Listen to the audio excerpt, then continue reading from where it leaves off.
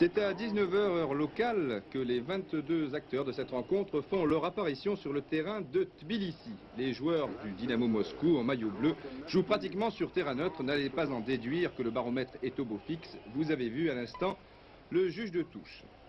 On ne sait pas grand-chose sur cette équipe de Moscou, si ce n'est qu'elle a hérité d'un parcours plutôt facile jusqu'à présent dans la compétition. Coup franc bien placé pour le Dynamo Moscou à la suite de cette faute d'Enzo Trocero sur Gadzaev, faute que vous revoyez au ralenti. Un coup franc donc très bien placé. Sur celui-ci, Bertrand Demann relâche mais se reprend bien devant cette Reznik. Finalement, rien de bien extraordinaire et je soupçonne même certains spectateurs de s'être endormis derrière leurs lunettes de soleil. Cela dit, il faut bien avouer que ce début de match n'a rien d'enthousiasmant, loin s'en faut. On accélère tout de même à la 20e minute avec le numéro 11 Gadzaev, ici entre Rampillon et Tussaud. Le soviétique cherche le pénalty, mais l'arbitre M. Rickson ne se laisse pas prendre au piège. C'était un peu gros, il est vrai. Et je crois que dans ce domaine, Gadzaev devrait prendre des cours avec l'ex-stéphanois Christian Signaigel. Petit à petit, le Canari fait son nid. Tussaud, feinte de Michel. Un bon tir de Patrice Riot, le stopper. Les joueurs nantais ont pris conscience de leurs immenses possibilités cette année en Coupe d'Europe. Et les arrières n'hésitent pas à monter, même s'ils ne jouent pas à domicile. Sur le dégagement qui suit, on retrouve Patrice Riot, qui s'était donc bien replacé. Et là, tir de Victor Trocero, un tir bien cadré. Le corner concédé par Gonter ne donnera rien. Le Dynamo Moscou reprend l'initiative du jeu aux alentours de la 30e minute. Centre de Reznik, un peu trop appuyé. Les deux numéros 11 face à face, Loïc Amis et Gadzaev. C'est le soviétique qui a le dernier mot. Finalement, Ayash prend le dessus sur Reznik, puis sur Makonikov. Le capitaine soviétique et le public de Tbilissi, toujours aussi imperturbable, qui en a vu d'autres, il est vrai, cette saison, avec les venues de Liverpool et Hambourg. N'oublions pas que la capitale de Géorgie possède une remarquable équipe avec le Dynamo Tbilissi. Revenons à l'autre Dynamo, nouvelle attaque, nouveau compte. Grâce à Barankelli, c'est un corner. On prend tout son temps pour tirer le corner. C'est assez curieux, nous sommes toujours sur le score de 0-0. Et sur ce corner, reprise de Reznik et main de Tussaud, vous l'avez vu. En bon suédois, M. Rickson reste de glace, c'est gentil, car il semble bien que la main de Tussaud soit allée vers le ballon et non l'inverse. Réflexe bien compréhensible, me direz-vous, à moins que Tussaud porte des coquilles lorsqu'il joue au football. Je ne crois pas que c'est le cas. Sur cette touche de Loutchev, petit accrochage entre Gadzaev et Tussaud. M. Rickson intervient. Et là, il s'explique avec Tussaud et il ne va pas tarder à sortir un carton couleur canari de gauche. Cela se passait à la 45e minute.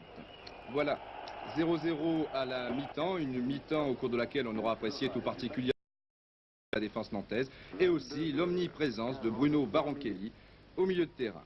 Les Nantais savent maintenant que cette équipe du Dynamo Moscou est largement à leur portée. C'est sans doute la raison pour laquelle ils se montrent bien plus entreprenants dès la reprise. Ainsi, à la 56e minute, on se demande comment Éric Pécou rate cette reprise sur un tir, sur un centre de Loïc Amis. Vous serez sans doute plus indulgent lorsque je vous aurai dit qu'Éric Pécou souffre d'une entorse, et cela depuis la 15e minute, une entorse de la cheville. Qu'à cela ne tienne, puisque une minute plus tard, Thierry Tussaud intercepte, il part de son propre terrain et il va enfin trouver l'ouverture. Voici l'action.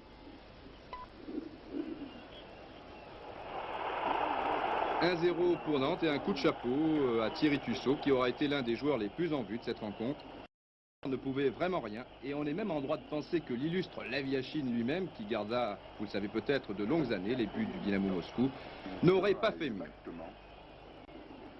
Enfin, on ne le saura jamais. Quoi qu'il en soit, Nantes mène 1-0. Après s'être fait le plus souvent contré par Tussaud en première mi-temps, le numéro 11 Gadzaev vient faire à côté de William Ayash. Le résultat, nouvel avertissement pour le FC Nantes. Après Tussaud, c'est Ayash à la 59e minute. 2 minutes plus tard, coup franc tiré par Makonikov, tête de Maximankov. Le petit filet tremble, pas les Nantais, surtout que sur cette reprise, Bertrand Demann semblait bien placé. Les soviétiques manquent de mordant en attaque et comme le joueur le plus dangereux, à savoir Gazaev, est toujours par terre, on voit mal comment la défense la plus efficace de notre championnat pourrait s'incliner. Les soviétiques font bien l'impossible, ici un tir de Reznik, mais avouez qu'il en faut tout de même un peu plus pour inquiéter Jean-Paul Bertrandemann. 70e minute, remise en touche Gazaev, Maximenkov, revoilà le numéro 11 Gazaev qui passe Enzo Trocero, mais Bertrandemann est très bien sorti. Le grand, comme l'ont surnommé ses coéquipiers, a réalisé un sans faute mercredi dernier à Tbilissi. L'arrière droit Lotchev s'en mêle. Une balle pour le capitaine Makonikov. Encore Bertrandemann. Un peu lourd tout de même, c'est soviétique. Il est vrai que depuis plusieurs semaines, le championnat est interrompu en URSS. Ceci explique peut-être cela. En attendant, Nantes, qui mène 1-0 à un quart d'heure de la fin, laisse l'initiative du jeu aux joueurs soviétiques. Ici, Gazaev est contré au dernier moment par Ayash. Monsieur Eriksson avait sifflé hors-jeu qui nous semble imaginaire. À la vue de ce ralenti, bien sûr, on ne voit pas Gazaev au départ de l'action, mais tout porte à croire que celui-ci était en position valable, vu la position en retrait d'Ayash. Toujours les soviétiques, une erreur du libéro Enzo Trocero. Heureusement, Bertrandemann a bien anticipé. Il y aura un troisième carton jaune dans cette rencontre. Ce carton est adressé à Henri Michel suite à une faute sur l'inévitable Valéry Gazaev. 83e minute, l'un des jeunes espoirs du club, Michel Bibard, remplace Rio. Nous allons retrouver Bibard. À la suite de cette superbe passe de son capitaine Henri Michel, pas de contrôle, un centre tout de suite. À la réception, Éric Pécou qui réussit son 7e but en Coupe d'Europe. Faites vos comptes, 2 victoires contre Clermont-Ferrand, 2 autres contre Bucarest. Le FC Nantes a donc réussi sa 5e victoire consécutive. Il est loin le temps où l'FCN se faisait humilier sur son terrain devant Benfica. Les photographes soviétiques placés derrière les buts nantais l'ont appris à leurs dépens. Tant pis pour la Pravda.